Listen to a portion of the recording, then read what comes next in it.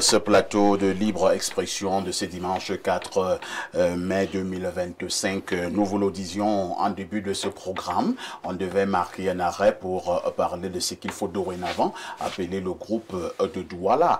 Il s'agit de certains acteurs politiques au Cameroun qui ont décidé de se mettre ensemble pour avoir une posture commune lors de l'élection présidentielle d'octobre 2025 au Cameroun. Je voudrais d'abord lire cette déclaration de ce groupe de Douala pour être sûr que nous sommes au même niveau d'information. Déclaration, le groupe de Douala ira jusqu'au bout de son objectif.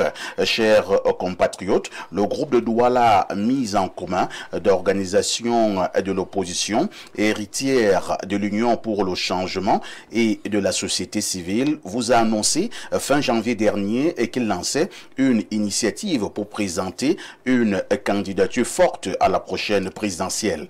Face à l'immense volonté du peuple d'établir enfin un gouvernement soucieux de ses intérêts et la dispersion des forces représentantes de cette aspiration, notre but a été clairement exprimé, rassembler le plus largement possible autour d'un accord minimal et d'un candidat, les aspirations du plus grand nombre de nos compatriotes. Après 3 mois de consultation, nous sommes heureux de vous annoncer les premiers résultats de notre travail auprès de certains candidats à la candidature. 1. Le candidat adoubé par le parti Univers, Akere Tabeng Mouna, a chaleureusement reçu notre proposition. Selon lui, la candidature de grand rassemblement, tout en étant souhaitable, doit obligatoirement s'inscrire dans une logique de transition. 2. M. Cabral Libi, qui se prépare pour le compte du PCRN, s'est dit ouvert à une logique de plateforme. 3. Joshua aussi du SDF a estimé que cette démarche survient dans un contexte où les équipes du SDF sont déjà mobilisées pour préparer sa participation à la présidentielle comme candidat de ce parti. Sans rejeter le consensus, il a souligné qu'une nouvelle proposition pourrait perturber les préparatifs internes de son parti. 4. Pour le compte de l'UDC, Hermine Patricia Tomaino Ndamjoya a approuvé la logique de mise en commun des forces. Elle estime pareillement le contenu devrait être discuté d'ores et déjà. Madame Ndamjoya en appelle à une organisation commune pour contrôler les procédures du jour du vote. 3. Maurice Kamto, président du MRC, a quant à lui clairement admis que notre démarche est juste et conforme aux besoins actuels de l'environnement politique. Aussi s'est-il déclaré disponible pour rentrer en discussion bien au-delà de son parti afin de déterminer ensemble les conditions et exigences d'une telle candidature ainsi que son porte-flambeau. Chers compatriotes, comme nous vous l'avons indiqué dès le départ, nous estimons que les intérêts du pays doivent nous guider et décider de nos choix. Aussi, malgré des incidents de parcours, n'avons-nous pas hésité à continuer notre conversation avec des opposants, des concitoyens dont ceux qui sont cités ici ne représentent qu'une partie. Nous vous remercions des soutiens que nombre d'entre vous apportent à notre démarche. Nous vous encourageons à en propulser et en populariser la logique, à formuler vos critiques et suggestions tout en préparant l'échéance d'octobre 2025 par des inscriptions systématiques sur les listes électorales. Le groupe de Douala va poursuivre sa mission avec les participants déjà connus et d'autres qui le voudraient bien. Encore une fois, nous disons que le succès du combat pour le changement dépend de la clarté et de la popularité du programme de renversement du RDPC, de l'inclusion qui caractérisera notre effort, gage du poids que vous mettrez dans la balance pour qu'enfin notre pays change pour le bien de la majorité. Fait à Yaoundé le vendredi 2 mai 2025 pour le groupe de Douala, Cyril Sambaka et Anissé Ekane. Voilà, j'ai voulu lire toute cette déclaration, comme je le disais tout à l'heure, pour que nous soyons au même niveau de compréhension. Je vais d'abord passer la parole à Abel Elimi-Lobé. Première question, Abel Elimi-Lobé. Avez-vous été approché par ce groupe de Douala? J'ai été celui qui est parti de chez lui, donc je suis parti de chez moi. Et je suis allé voir un jour Sambaka chez lui, bref, dans son bureau. Et je lui ai fait la proposition qu'il est important que nous ne restions pas les bras croisés, nous qui ne sommes pas candidats, et qu'il fallait faire quelque chose pour rapprocher les différentes candidatures à l'effet d'obtenir une candidature de consensus. Et nous avons convenu de nous retrouver. Je suis allé, j'ai appelé Anissé Ekane. Je lui ai parlé. Nous avons organisé une réunion. Cela signifie donc que vous êtes initiateur. C'est moi qui ai organisé la réunion chez Sambaka. Je suis allé voir Henriette Ekoué. Elle a participé à la première réunion. Je leur ai exposé l'essentiel de ma vision sur la question. Puis nous avons convenu d'une deuxième réunion à laquelle Henriette Ekoué n'est plus venue. Mais nous avons continué jusqu'à la production de la première déclaration, où nous annoncions notre intention de faire ce travail de rapprochement entre un certain nombre de leaders. Et la stratégie pour que ce rapprochement puisse marcher, notamment l'idée d'avoir des facilitateurs qui seraient des gens qui ne sont pas politiques, mais qui peuvent avoir une certaine notoriété pour pouvoir parler aux différents acteurs politiques, notamment si il devenait difficile de se comprendre. Très bien. Alors, je vais vous les poser... ai même pris, oui. Sambaka, Anissé Ekane, Oui. moi-même. Je les ai amenés chez un premier facilitateur qui m'avait déjà donné son accord de principe pour nous aider dans ce travail. Entre-temps, il y a eu que j'ai pris une position par rapport à l'histoire du Mungo, qui, je pense que M. Anissé Ekane s'est répandu sur les réseaux, etc., avec une certaine invective. Peut-être que cela a dérangé un peu. En attendant de nous voir... Attendez un peu. L'affaire sur le Mungo, sur le fameux débat qui est né ici sur Libre Expression, Oui. a eu un effet sur le groupe de Douala? Oui, en quelque sorte, dans la mesure où pendant que j'étais sur le plateau ici ce jour-là, Anissé m'a envoyé un message en disant que si je ne retire pas mes propos sur Ernest Ouandjé, cela interromprait notre collaboration. Ah bon? Donc je ne sais pas si notre collaboration avait été conçue par rapport à nos opinions vis-à-vis de Ouandjé Ernest. Ouandjé n'est pas candidat, Ouandjé ne vit pas, il a posé ses actes, je sais que j'ai déjà dit ce qu'il est. L'État du Cameroun a dans ses livres d'histoire ce que Ouandjé a été, etc. Donc je ne vois pas en quoi, je n'ai pas retiré mes propos et je ne les retirerai d'ailleurs pas.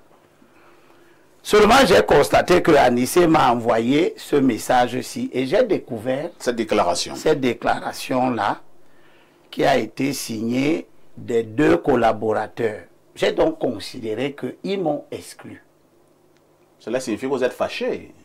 Cela signifie qu'il y a un malaise. Cela signifie qu'il y a un malaise.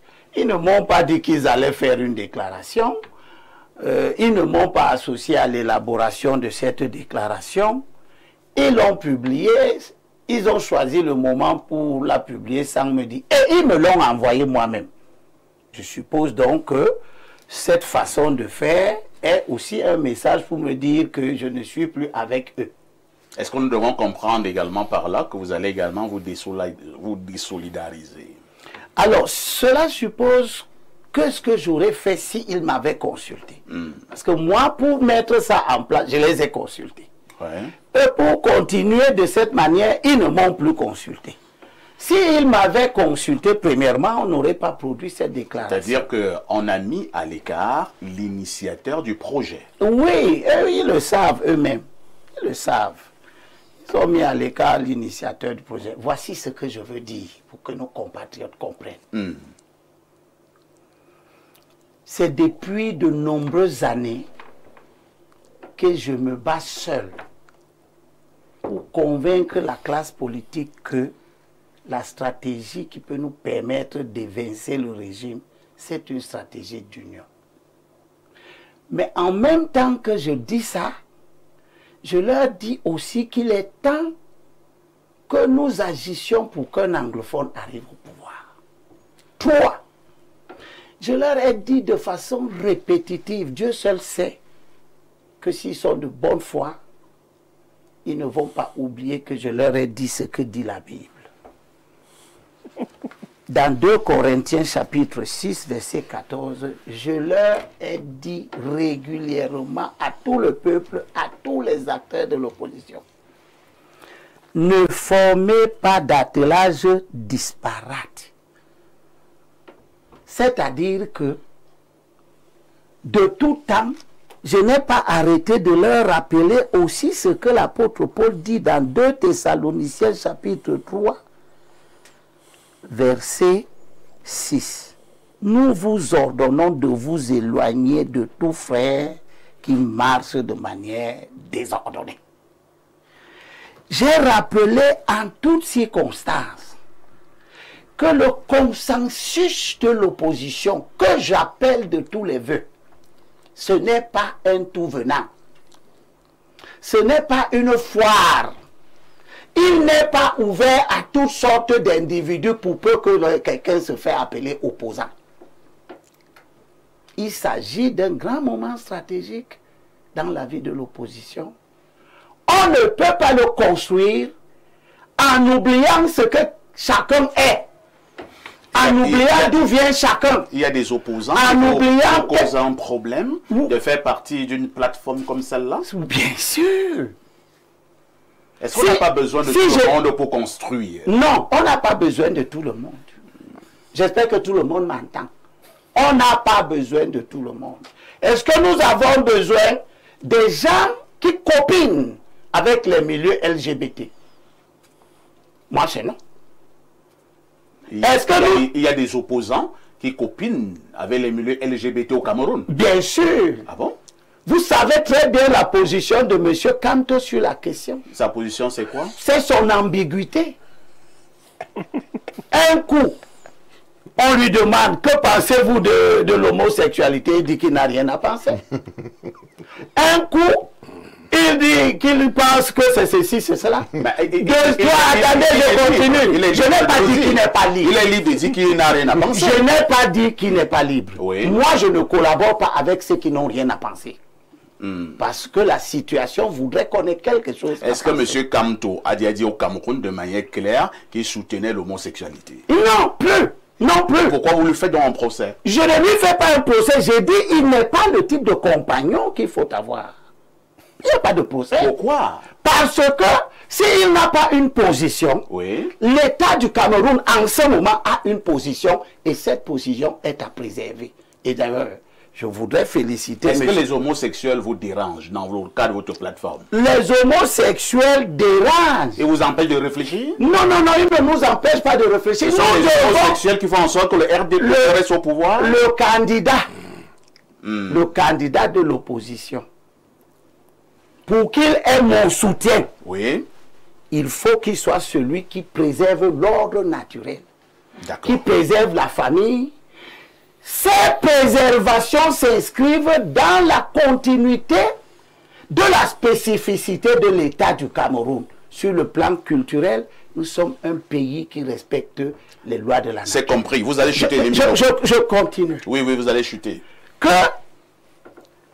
j'ai dit que ce que nous devons mettre ensemble, ce sont des gens qui, au départ, remplissent déjà les conditions légales pour pouvoir aspirer à être candidat. Je constate qu'ils ont mis Kamto dedans, qui ne remplit pas les conditions légales. Et je constate qu'ils n'ont pas mis Bayodek, qui ne remplit pas les conditions légales, mais qui a annoncé sa candidature. Attends un peu. Comment Kamto ne remplit pas les conditions légales pour être candidat? Oui, il ne peut pas être investi par son parti. Oui, mais il peut être investi comme candidat indépendant. Je n'ai pas dit le contraire. Vous dites qu'il ne remplit pas les conditions légales. Oui. Voilà. S'il n'est pas investi par le MRC, il peut être investi en tant que Maurice Kamto. Laissez-moi continuer. Nous sommes d'abord d'accord, Elimbi Lobé. Non, on ne veut même pas d'accord, mais laissez-moi continuer, vous comprendrez la différence. Quand je prends Akeremouna, c'est quelqu'un qu'un parti susceptible d'investir a déjà choisi. Quand je prends Madame Tomaïnou, c'est le président d'un parti susceptible d'investir. Si Madame Tomaïnou advenait à être notre candidat, on ne cherche pas son investiture. Son parti l'investit. Joshua aussi est le chef d'un parti qui est susceptible d'investir. Si nous obtenons un consensus autour de sa personne, il se lève et il s'investit. Monsieur Elimbi Lobé, on vous comprend très bien. Mais je termine, donc vous avez bien compris. La question est celle-ci. On sait que si Joshua veut être candidat pour le compte du SDM, il n'y a aucun problème. Madame Tomaïno pour l'UDC, il n'y a aucun problème. Je suis d'accord. Mais entre-temps, on peut aussi présenter des grandes figures politiques dans un État. Même si Kamto ne peut pas être investi par le MRC, mais Kamto peut être investi en tant que Kamto et peut être porté par une classe politique d'opposants comme celle-là. Je continue donc. Non, répondez d'abord vrai ou faux. Je continue simplement pour que tu comprennes. Vous ne voulez pas répondre à non, je réponds à ta. J'ai même déjà répondu. C'est toi qui veux simplement compliquer ça. Mon consensus que je prêche, j'ai dit qu'il n'est pas un tout venant. Je ne m'adresse pas à tout le monde. Je ne m'adresse pas à ceux qui ont œuvré pour que la Constitution soit modifiée, qui ont soutenu cela en 2008. Je les classe parmi des gens inexcusables. Elimbi Lobé, est-ce que ça, ce n'est pas du passé? Non, pas du tout. Non, pas du tout, justement. Nous venons de faire On a modifié la Constitution, oui, elle a été faite. Entre-temps, les grands enjeux sont devant nous. Que faisons-nous? Nous restons simplement à la modification de la Constitution de 2008. Vous posez une question pertinente. Les grands enjeux sont devant nous. Que faisons-nous? Oui. Eh bien, nous nous attaquons avec ceux qui ont le mérite. Nous ne sommes pas obligés, comme nous venons de faire la réflexion sur Oligui Nguema, de prendre des gens susceptibles de provoquer la reproduction du système. Est-ce que vous n'êtes pas dans la rancune, Elimbi Lobé? Je suis même très rancunier dès lors qu'il s'agit... C'est un atout politique? Oui, dès lors qu'il s'agit de préserver les acquis de la lutte de 90. C'est compris. Je termine alors pour que tu comprennes. Vous voulez terminer depuis 15 minutes? Oui, non, c'est toi qui m'interromps. Terminons alors. Le consensus, nous n'allons pas le faire avec des acteurs à la moralité douteuse et publiquement vous l'avez dit. Parce que quoi? Parce que nous combattons ce régime pour ses faiblesses sur le plan d'ordre moral. Nous n'allons pas nous asseoir avec quelqu'un qui a pour bilan d'avoir levé des fonds pour le supposé intérêt général et qui a pour bilan d'avoir distrait ces fonds-là. Alors que notre axe central de lutte, c'est la lutte contre la corruption. C'est compris. Donc tout le monde n'est pas bienvenu. Vous allez revenir. Et il me semble donc que, on vous a compris. Il me semble donc que ceux qui ont décidé de ramener le groupe de Douala à leurs deux personnes sont ceux qui ont la capacité à accepter, à faire les compromissions qui voudraient que des acteurs d'une telle dangerosité viennent participer à un travail qui ne les concerne en rien. Vous soupçonnez Sambaka et Anissé et Kane d'être dans des compromissions avec des leaders de l'opposition. J'annonce donc que oui, je préfère être seul que d'être mal accompagné. Vous sortez donc de ce groupe de Douala? Non, je ne suis pas sorti. On m'a mis hors du sujet. On vous a enlevé. Voilà. Professeur Owanangini, quand vous suivez ce que Limbi Lobe vient de donner là comme déroulement, est-ce que vous ne vous dites pas que nous ne sommes pas sortis de l'auberge? À chaque fois qu'on a voulu mettre sur pied ce genre de plateforme, du côté de l'opposition au Cameroun, et il y a toujours eu ces malentendus, il y a toujours eu entre guillemets ces quiproquos, il y a toujours eu ces soupçons, et donc le groupe de Douala, mort-né? Je ne sais pas si le groupe de Douala est mort-né. Ce qui se voit, c'est qu'il y a de grosses divergences sur la manière d'aller vers ce qui est recherché, c'est-à-dire une candidature de consensus.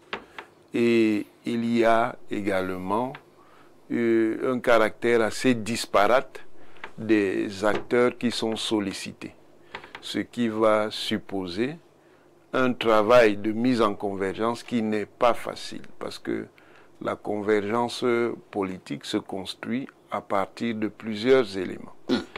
Il y a des éléments idéologiques. Pour mettre en convergence des acteurs, il faut, comme le disent d'ailleurs les acteurs du groupe de Douala, il faut un accord minimal. Et cet accord, il n'est pas spontané. Il est le produit d'une discussion. Et les discussions idéologiques prennent du temps. Je ne suis pas sûr qu'on les règle en 6 mois. Les discussions idéologiques sont très difficiles, les gens n'ayant pas les mêmes manières de voir les choses. Il y a des éléments proches, mais qui ne sont pas strictement identiques. Il y a des éléments moraux, c'est-à-dire la manière d'aborder la vie sur la base d'un certain nombre de valeurs. Vous voulez parler des LGBT? Par exemple. Vous êtes obligé de tourner. Monsieur Aïssi, je ne suis pas un acteur spontané, je suis un professeur d'université. Un professeur parle avec un cadre théorique et analytique. Bon, maintenant, si vous voulez que je parle comme au quartier, je peux parler comme au quartier, mais là, je ne parlerai pas. LGBT, c'est comme au quartier. Non, LGBT, moi, je vous parle de valeurs. Maintenant, vous avez pris un exemple. Je vous dis que c'est possible. Très bien. Que cet exemple-là soit la source de différences, voire de différends entre les acteurs d'une éventuelle coalition. Il y a des éléments organisationnels. Et c'est ici que le caractère disparate va jouer. Parce qu'il y a des partis là, et il y a des acteurs là qui n'ont pas une base conséquente en termes d'implantation de force et en termes de structuration d'une action organisée. Ça, c'est la première chose. Maintenant, l'élément organisationnel est accompagné par l'élément de la représentativité. On peut s'associer à une coalition, mais quel est le degré de représentativité de ces différents acteurs? Si vous prenez par exemple le MRC, qui s'est lui-même autoproclamé grand champion politique du pays, qui exerce une présidence virtuelle sur les réseaux sociaux, mais qui n'a aucune représentation politique institutionnelle. Vous croyez que lui permettre de discuter avec des forces qui ont des représentants dans les conseils municipaux, dans les conseils régionaux, à l'Assemblée nationale, au Sénat, ça va être facile? Pas du tout. Vous croyez que dans le cadre de ce consensus du groupe de Douala, qui trouve déjà des initiatives qui ont été lancées, comme l'initiative de l'APC, qui en fait est définie essentiellement autour de M. Kamto, comme l'initiative de l'ATP, qui elle-même a déjà rencontré des limites, ça va être évident. Ce n'est pas évident du tout. Donc, ça va être très très difficile pour le groupe de Douala d'opérer, et essentiellement à partir du facteur temps. Il est déjà assez tard. Merci, professeur. Et je voulais justement poser cette question à Timothée Essomba Abena. Ce facteur temps, est-ce qu'il ne joue pas déjà en leur défaveur?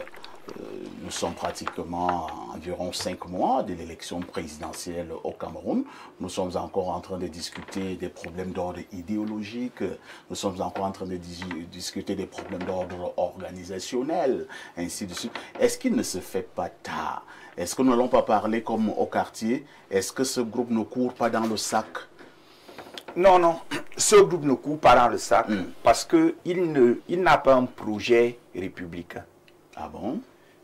Lorsque vous faites le résumé des propos de M. Limbi Lobé et l'analyse du professeur qui met en exergue les malformations congénitales déjà observables au niveau de la constitution même du groupe, on peut ajouter à cela l'inélégance du nom choisi, groupe de Douala. Ça veut dire qu'on peut avoir aussi groupe de Yaoundé, groupe de Bafia, de Ngaoundé, qui exclut déjà certains Camerounais du processus. Vous comprenez que le hold-up électoral orchestré par un parti politique en 2018 souffrait d'une carence. C'était la non-organisation, l'impréparation et la difficile adhésion. Lorsqu'ils prennent déjà sur eux d'exclure des acteurs clés, je n'ai pas vu, on ne parle pas de Matomba ici, on ne parle pas de Limbi Lobé et bien d'autres, c'est qu'ils ont décidé... Limbi Lobé n'est pas candidat. Oui, mais c'est un acteur politique. Peut être accompagnateur. Qui peut être accompagnateur, dont le message porte. Il est même l'initiateur. Voilà. Donc on est en plein dans une construction d'un nouveau hold-up électoral qui se veut plus virulent que celui de 2018. Ils sont en train de préparer la contestation du résultat des urnes. Je sais que ce que je dis est grave, mais lorsque j'ai lu même leur communiqué, je n'ai décelé aucune innovation. Les consensus, il y en a eu tous les jours. Matomba a invité beaucoup d'hommes politiques à son congrès ici. Mais lorsque vous lisez leur sortie, il n'y a rien de nouveau. Il n'y a aucune offre politique. Et des gens vous parlent de transition. Dans un pays où les institutions fonctionnent, elles sont bien en place, dans un pays où la dévolution du pouvoir, tel que prévu par la Constitution, ne souffre d'aucune contestation, des gens se mettent à vous parler. C'est que vous êtes en train d'énumérer là, au Gabon, ça existait, non? Avec Ali Bongo. Justement, cela existait au Gabon, oui. Et c'est l'une des causes que Oligui Nguema a justement excipé en disant la précédente élection a donné lieu à des contestations qui ont failli virer à la guerre civile. C'est la raison pour laquelle lui, pour éviter la guerre civile, s'est positionné en Robin des Bois. On ne va plus revenir sur la question. Bien. Mais quand des gens vous parlent déjà de transition, à 4 mois de l'élection présidentielle, au lieu de parler au peuple, vous avez en face un RDPC qui a choisi un moment précis pour renouveler les dirigeants de ses organes, pour pouvoir faire des meetings de mobilisation sous le prétexte, sous les oripeaux des installations des leaders des bureaux régionaux et départementaux autres. Vous avez donc un parti comme ça qui se mobilise déjà, mais vous avez des gens qui perdent le temps à discuter dans les halls des hôtels, à discuter dans des petits coins de bureaux de quartier. C'est que le projet n'est pas républicain. Ils veulent organiser la contestation qui s'annonce afin de créer une sorte de ville morte comme on a eu en 90. Et le message est subliminal. Quelqu'un vous dira que vous êtes en train de leur faire un procès en sorcellerie. Non, le message passe. Vous lisez dans une boule de cristal. Il y a des propos. Il parle de renversement du RDPC. On n'a pas besoin de renverser un parti concurrent. On le bat à l'élection. Le choix du terme renverser va plus loin que le jeu, que la compétition électorale. Il y a l'autre spectre des villes mortes de la situation de 92 qui est ici, qui parle des héritiers de l'Union pour le changement de 1992. Ils font tout pour que les gens comprennent qu'on veut virer vers la logique insurrectionnelle de 92 face à l'ogre gouvernant, face à l'ogre RDPC qui cristallise toute l'adhésion du peuple politisé. Et moi, je suis un peu déçu par cette approche parce que on vous dit que plus de 60% de la population camerounaise est constituée de jeunes et que la plupart de ces jeunes ne sont pas dans le jeu politique. Au lieu donc que les gens essaient de convaincre cette jeunesse à s'inscrire sur les listes électorales pour participer au processus électoral, non, ils ne font pas de meetings, ils ne s'adressent pas aux jeunes. Leur problème, c'est RDPC le matin, RDPC le soir. Peut-être que s'ils demandent également l'autorisation au sous-préfet d'organiser un meeting, on va dire trouble à l'ordre public, et on va interdire le meeting. Et s'ils ne peuvent donc plus se retrouver dans les halls des hôtels, dans leurs bureaux, dans leurs chambres, ils font comment? Et vous voyez donc qu'ils ont pondu une déclaration qui est vide. aucune annonce crédible. Ils n'ont pas choisi de candidat, ils n'ont rien fait. Finalement, ils sont encore en train de travailler. À 4 mois de la présidentielle, vous avez zéro boussole. Vous comprenez qu'ils visent totalement autre chose. C'est compris. Et je vais sortir en disant, vraiment sortons, hein. FCC de Ninche a déjà dit que avec eux, c'est Camto ou rien. Voilà quelqu'un qui a une position faible. Il entre encore dans quelle négociation? L'enjeu est ailleurs. Merci. Hein. L'honorable n'est pas là pour le décor. Hein. Non, il n'est pas là pour le décor. 1 minute et demie. Il a certainement intérêt à m'écouter parce que il ne s'agit pas du RDPC. Mais vous parlez... L'opinion d'ailleurs du RDPC ne nous sert pas à grand chose ici, puisque il ne peut boire que du petit lait. Donc nous n'allons pas le laisser boire du petit lait avec Timothée. Première chose, vous pouvez avoir vos inquiétudes sur le facteur temps, mais il n'est pas l'élément déterminant. Les coalitions ne se sont pas faites au Sénégal ou ailleurs 36 000 mois avant. Donc ce n'est pas un argument essentiel. Par contre, ce que moi je voudrais dire, c'est que l'élection présidentielle pour l'opposition ne sera jamais un moment où nous allons mettre tout dans les assiettes. Vous l'avez dit, hein, Elimelo. Je le répète. Je le répète. Nous voulons gagner en temps. Et je le répéterai encore. Oui, alors gagnons donc en temps. C'est une élection dans laquelle nous gagnons en crédibilité autant que nous affirmons des principes. Et autant que nous sommes capables de dire ce qu'il vient de dire tout de suite. Si vous avez quelqu'un qui vous a déjà dit que c'est Camto ou rien, oui, il est raisonnable que vous ne l'appeliez pas dans vos concertations. Si vous avez des gens qui vous ont déjà dit que moi je suis à la tête de ma coalition, alors que ces gens-là sont des sacs à problèmes. Nous ne faisons pas une coalition pour aller augmenter nos problèmes. Nous faisons une coalition pour circonscrire les gens qui ont des énergies avérées, pour les mettre ensemble au mieux de nos intérêts. Donc, tout n'est pas acceptable. Et surtout en termes de positionnement politique. Je ne m'asseoirai pas avec des gens qui nourrissent l'idée de violence ou de contestation institutionnelle. C'est clair. On ne peut pas faire parfait ici pour aller battre le régime du président Biya, comme si toi tu n'as pas voulu organiser un coup d'État hier. Le consensus de l'opposition n'est pas un effort pour absoudre les gens de leurs péchés. Il s'agit de laguer. Je n'ai jamais pensé le consensus de l'opposition comme un moment où on va mélanger les cailloux, les chèvres et les choux. Non, c'est un moment de lagage. Enlever ceux qui sont mauvais. Si vous mélangez les chèvres et les chèvres mangent les choux. Les choux. Les choux vous comprenez? Je n'ai jamais pensé le consensus de l'opposition autour d'un débat inutile. Je travaille pour que l'élection de 2025 amène au pouvoir un des nôtres qui peut lutter contre la corruption. Il ne peut donc pas être quelqu'un qui a déjà dans son actif des actes de corruption. Je travaille pour qu'on amène au pouvoir quelqu'un qui est l'incarnation de la justice vis-à-vis de la communauté anglophone, de manière à ce que son érection comme candidat de consensus mobilise la communauté anglophone à notre avantage. Elle souffre d'une marginalisation qui dure de plus de 60 ans. Merci. Vous ne pouvez donc pas venir dans ce consensus, et je termine, en faisant d'ores et déjà la discrimination des forces essentielles. Vous m'entendez depuis parler de l'UNDP et de sa posture.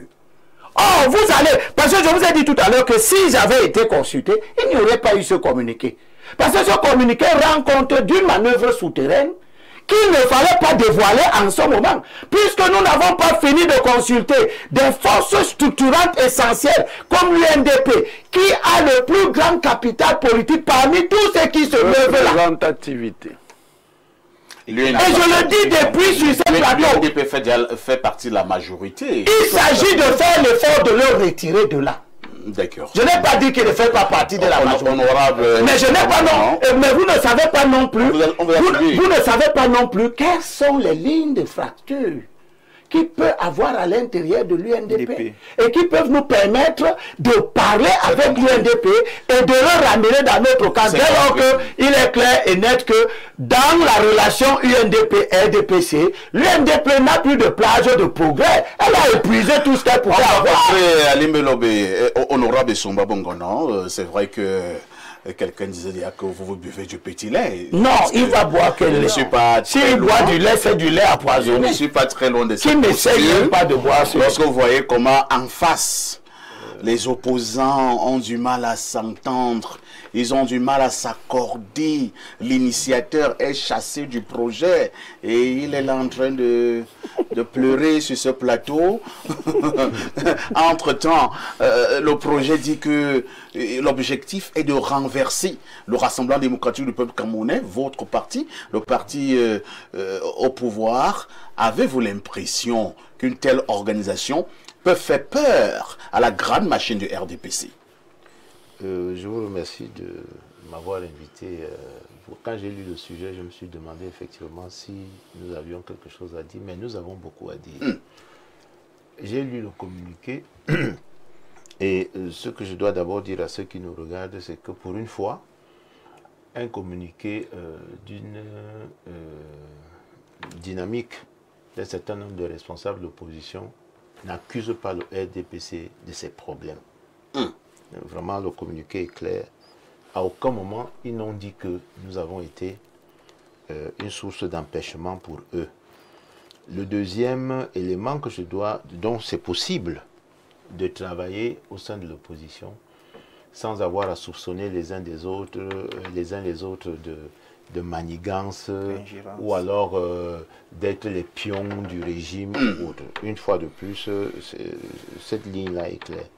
La deuxième chose que j'observe, c'est que le groupe de Douala n'a pas encore une ligne charismatique nationale. À défaut d'un leader charismatique, le communiqué est clair, ils n'ont pas encore cette ligne charismatique nationale. Je ne savais pas que c'était l'initiative de M.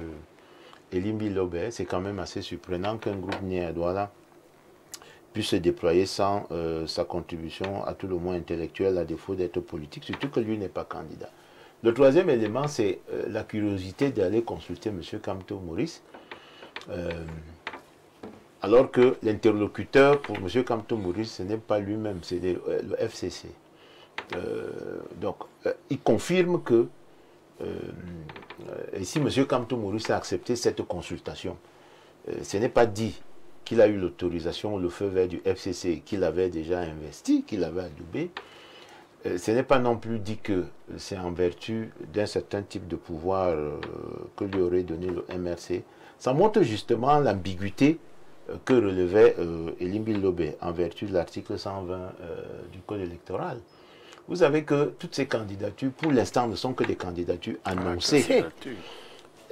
On parlait de la déclaration de candidature d'abord comme un acte matériel, mais aussi une procédure. Et la déclaration de candidature intervient quand on a convoqué le corps électoral.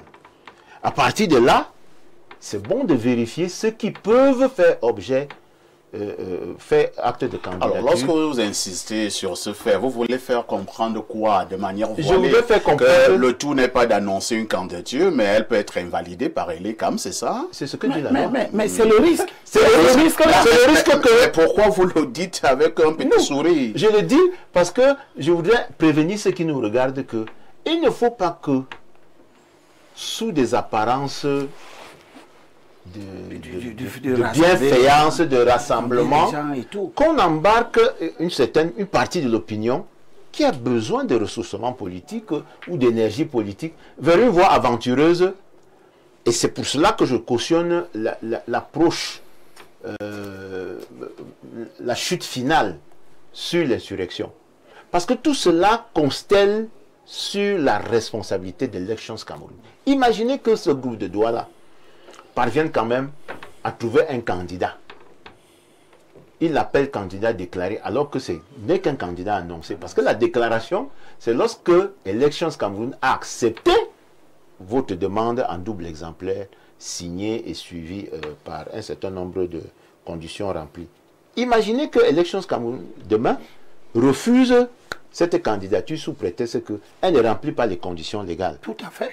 Le problème qui va se poser, c'est que c'est Elections Cameroun qui sera l'adversaire de cette partie de l'opinion à qui on aura vendu une candidature qui, au départ, aurait dû être rejetée. Il y a plusieurs, leaders de partis d'opposition là, honorables. Oui. Et si ces leaders sont candidats, et qu'est-ce qu'ils feraient Ils font en sorte l'annonce que l'ECAM puisse invalider leur candidature? Nous allons les citer.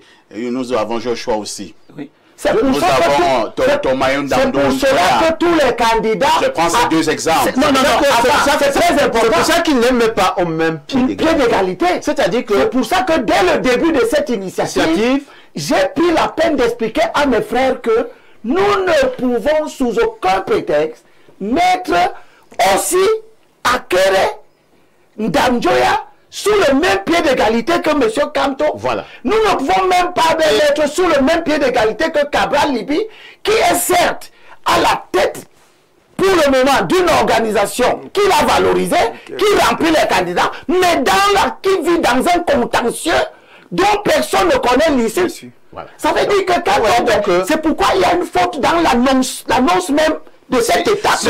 Prends la parole et c'est pour cela que vous voyez. Donc, on va dire que tu me soutiens. Non, parce que c'est ça qu'on va dire. Parce que les gens qui n'aiment pas la réflexion pure et ferme. Voilà. Je fais une analyse. Ils ne comprendront pas ça. Le deuxième mouvement dans ma prise de parole, c'est pour dire à Limbi Lobé que le temps est important.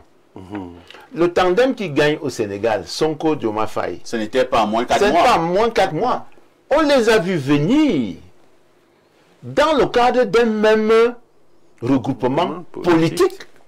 Le tandem Sonko-Diomaye Faye, il n'y a pas de reproduction de ce modèle ailleurs dans un autre pays africain.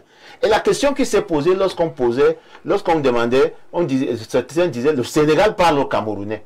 Moi je répondais, est-ce que nous avons déjà un tandem comme celui de Sonko et Diomaye Faye capable pour l'instant, il n'y en a pas. De reproduire? Vous confirmez donc qu'il n'y a pas encore la ligne charismatique ou le leader charismatique qui peut structurer ce tandem. D'ailleurs, même mon collègue Ninche et Maurice Kamto n'ont pas pu constituer ce tandem l'espace d'un congrès. Donc, il faut faire attention. Et le seul enseignement sérieux que le communiqué que M. Elimbi dénonce, je suis d'accord avec lui que c'est un communiqué trop précipité. Il y a d'autres acteurs qui n'ont pas encore été consultés. Et qui pouvaient leur apporter, j'allais dire, un surplus de sagesse et peut-être d'expérience. Vous voyez que vous, du RDPC, vous donnez même un peu de conseils à l'opposition. Bien sûr, c'est ça la politique. Nous pouvons parler pour que les autres prennent expérience sur ce que nous faisons. C'est-à-dire, le seul enseignement, et parfois ici, vous avez bien fait de mettre ce sujet aujourd'hui, c'est que ceux qui nous regardent comprennent que certaines difficultés, 90% des difficultés de l'opposition ne viennent pas du RDPC. À aucun moment vous n'avez entendu Elimbi Lobé dire qu'un responsable du RDPC l'a empêché. C'est plutôt ceux qu'il est allé voir pour structurer. Qui l'ont maintenant exclu. Qui l'ont maintenant exclu, sans même lui dire. C'est-à-dire qu'on lui envoie aussi ça comme on envoie n'importe qui, et il découvre que son initiative est maintenant en train de lui échapper par des manœuvres. Tout simplement parce que les mains qui manipulent cette initiative sont inextraibles. Très bien. Je suis d'accord avec lui sur la nécessité de ne pas confondre les annonces actuelles avec les déclarations de candidature. C'est deux choses complètement différentes. C'est compris. Lisons rapidement quelques contributions encore de nombreux téléspectateurs à travers le monde. Bon dimanche, monsieur Parfait ici, ainsi qu'au panel de libre expression. Présidentielle 2025, le groupe de Douala pourrait aller jusqu'au Grand Nord. Ne soyons pas étonnés de voir Aboubacar Ousmane May ou d'autres, pourquoi pas, le FSNC, qui ne parle plus de monsieur Biya, prendre part aux discussions. Transition politique, le Gabon ne peut être un cas d'école que pour des pays pays dont l'intégralité territoriale ne souffre d'aucune attaque extérieure, contrairement au vaillant régime constituant l'AS, n'en déplaise à l'honorable Bongono. Je suis pleinement d'accord avec le professeur Onangini. À titre d'exemple, l'élection au Tchad avait été saluée par l'ancienne métropole avant que celle-ci ne découvre la direction que son actuel dirigeant devait prendre. Sur le plan géopolitique, je salue la persévérance de M. Elimbi Lobé, dont l'obsession pour une certaine personnalité devient de plus en plus difficile. C'est Bertrand Je n'ai aucune obsession. Je vous dis que vous ne message. gagnerez aucune élection en vous mettant avec des gens qui sont ambigus. qu'Aboubacar Ousmane m'est décédé. Hein? Bonjour à votre... C'est pas lui. C'est son autre frère. Bonjour à votre plateau. Merci pour le travail que cette chaîne abat et par les propos toujours pertinents de M. Elimbi. Sauf que je voudrais comprendre pourquoi M. Elimbi demande à ce que l'opposition retire les partis alliés au RDPC pour en faire ses alliés à lui. Mais il dit en même temps que l'on ne doit pas marcher avec ceux qui ont dîné à la table du diable. Bonne émission à vous. C'est très bien, c'est très important. Actuellement, si vous prenez l'ensemble des forces dont dispose l'opposition en termes de gains politiques, comparé au RDPC, c'est un opposant contre 10 RDPC dans le Cameroun. Si vous laissez que la plus grande force en dehors du RDPC reste l'allié du RDPC, le rapport de force change. Il devient un opposant contre 11. Très bien. Vous croyez qu'en laissant l'UNDP dans le camp du régime, nous augmentons nos capacités à battre le régime? L'UNDP et le FSNC contrôlent tout le Grand Nord, plus le RDPC. Tous ces partis que nous rassemblons là, ils ne contrôlent pas 5% du territoire. Lisons d'autres messages. À être attaché à l'idée que les gains électoraux ne représentent rien. Et c'est une hérésie, c'est un mensonge. Parole aux téléspectateurs aussi. Hein. Quelqu'un dit ici, très belle émission, bravo au panel et chapeau à Elimbi Lobé pour sa lucidité politique. C'est Francis Essomba et depuis Ngomdiap qui envoie ce message. Un message qui vient du plus 33, c'est la France. Parfait, je ne sais pas pourquoi ça vous échappe. Écoutez très bien le recteur. Là où il est un cas d'école, c'est qu'il a élargi les techniques de reconduction du système. Il parle d'un cas d'école pour les États en difficulté. Contextualisez et vous y verrez clair. Appréciez vous-même la lucidité de l'honorable et du recteur quand il s'agit des autres. Ils utilisent les mots justes et quand il le faut. Mais chez nous, c'est la démagogie. Que dire motus et bouche cousu. C'était rien compris, mais vraiment rien compris. Alors, un autre message ici, quelqu'un qui parle à l'honorable. Honorable Bongono, ne pas confondre Abba Ousmane Mi, le père, à Aboubakar Ousmane Mi, l'aîné de l'autre. Voilà. Je pense que c'est rétabli. Hein. C'est rétabli. L'aîné de l'autre, lui, il vit encore. C'est rétabli. Les deux sont frères, mais il y a un qui est mort, mais ce n'est pas celui-là. Bonjour, cette initiative venant du groupe de Douala résume en un mot le retour des villes mortes afin qu'il n'y ait pas élection en octobre. L'exclusion de M. Elimbi Lobé est la preuve que ce projet cache une idée machiavélique. C'est signé Cyril à Douala. Un autre message qui nous vient, c'est du plus 49. Il s'agit là d'un message qui vient de l'Allemagne. Que dit le téléspectateur de l'Allemagne? Bonjour, parfait et bon retour. Et l'ECAM ne va pas modifier les conditions pour plaire à qui que ce soit. Chacun récolte ce qu'il a sémé. J'avoue que je ne comprends pas votre message. Non, il veut dire que la lutte pour la modification du code électoral. Vous voulez mieux expliquer ce que c'est? Parce que je comprends ce qu'il dit. Et que toi, tu n'as pas compris. Toi-même, tu as dit qu'il n'a pas compris. Bonjour à vous sur le plateau. Un bonjour spécial au professeur Mathias Eric Onangini. Ici, je commence tout en vous souhaitant bon retour sur Libre Expression. C'est Romuald depuis Emana. Le seul quoi? Alors, il continue à dire, je vous invite à venir me rendre visite. Vraiment, nous avons des sujets très importants sur ce plateau. Hein.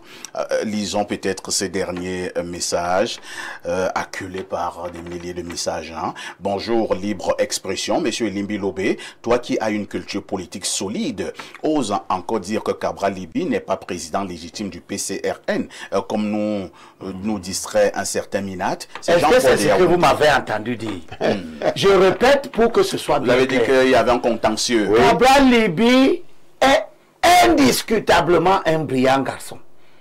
Il a pris un parti dans le sac que personne ne connaissait, même lui-même ne connaissait pas l'existence de ce parti. Il en a fait un parti qui a des élus.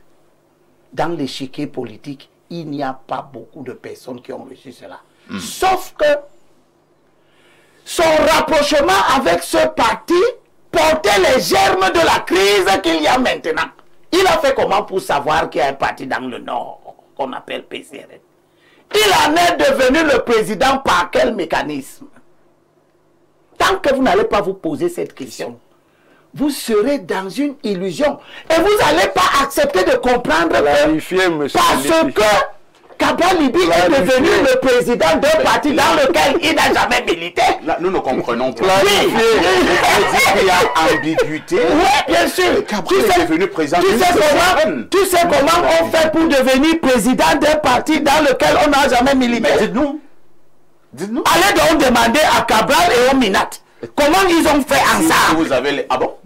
Comment ils ont fait? Cabral était l'ami du Minat? Quand vous entendez le Minat parler, oui, il vous dit: quelqu'un vous a pris pour être le nounou de son enfant. Et maintenant, vous voulez prendre son enfant. C'est ça que le Minat dit. Donc, Cabral était un nounou qui était chargé de garder l'enfant d'autrui. Ces transactions se sont passées où? Ce sont ces transactions qui rendent donc un consensus autour de Cabral risqué. Parce que, à supposer qu'on prenne Cabral comme notre candidat de consensus, dans la justice d'un pays que lui il combat, il dit que cette justice n'est pas bonne. Et il y a tellement de preuves que cette justice n'est pas bonne. Des décisions même de la Cour suprême, on ne les applique pas. Y compris des ministres comme Amatoutou Mouna, qui ont refusé d'appliquer les décisions de la Cour suprême, on ne leur a rien fait. Si Elections Cameroun, le conseil électoral, reçoit 2 investitures au nom du PCRN, le conseil électoral n'est pas une juridiction. Il va lire la loi, il va écarter les 2 candidats, les 2 dossiers. Très bien. Une fois qu'il a écarté les 2 dossiers, nous allons avoir une candidature qui va commencer à se battre au Conseil constitutionnel pour avoir l'investiture. Est-ce que c'est notre rôle d'aller dans une telle aventure? Pour l'instant, nous n'y sommes pas encore. C'est pour cela que nous devons tenir compte des éventualités dangereuses. C'est compris. Ce qui veut dire qu'on n'exclut pas Cabral Libi de la formation du consensus. En quelques secondes. Je voulais attirer votre attention sur un élément important. Il s'agit de quoi? Du communiqué que vous avez lu tout à l'heure. Si vous avez lu le compte rendu qui en est fait des consultations qui ont eu lieu, à quoi ça citant les noms, vous voyez très bien que les 4 leaders de partis qui ont été rencontrés ont donné chacun une orientation précise. Il y a un qui est pour une transition, l'autre leur dit travaillons pour les opérations du jour du vote. Joshua apparemment n'est même pas d'accord. Joshua leur dit que moi je suis avancé, venez voir comment ça se passe. Il dit je ne suis pas avec vous. Voilà. Et Cabral est pour une plateforme. Et j'attire votre attention sur le fait que, et c'est ce que Limbi Lobé est en train de dire, doit être bien retenu. Ils ne sont pas allés avec un projet à soumettre aux gens pour éventuellement adhérer ou pas. Ils sont allés leur dire, nous voulons faire ceci, nous voulons faire cela. Qu'en dites-vous? Et il leur envoie le message est clair. Autant Mouna est pour la transition, et on ne sait pas si on va à l'élection du Cameroun pour une transition après. Elle sera encadrée comment? Ça va se passer. Mais là, je te réponds.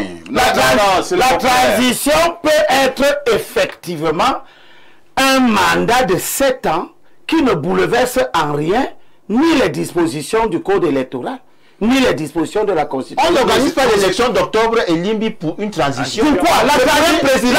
Oui, je suis d'accord avec toi. Voilà. Le président donc que nous mettons, le président élu prépare pour 2032, prépare pour 2032 un nouveau monde politique. Laisse-moi finir donc en 2 secondes. Ça peut être ça. Le président est élu en octobre, oui, n'est-ce pas? Oui. Quelles seraient les garanties? Alors, oui. Dès que le président est élu en octobre, il a en face de lui un parlement. Oui. Avec qui il doit oui, tout à fait. Il doit y avoir une élection législative en 2026. Oui. Je ne sais pas comment nous allons faire. Sauf si vous êtes sûr que la majorité que vous allez trouver en novembre, le 6 novembre, après la prestation de serment, va adouber un programme de transition.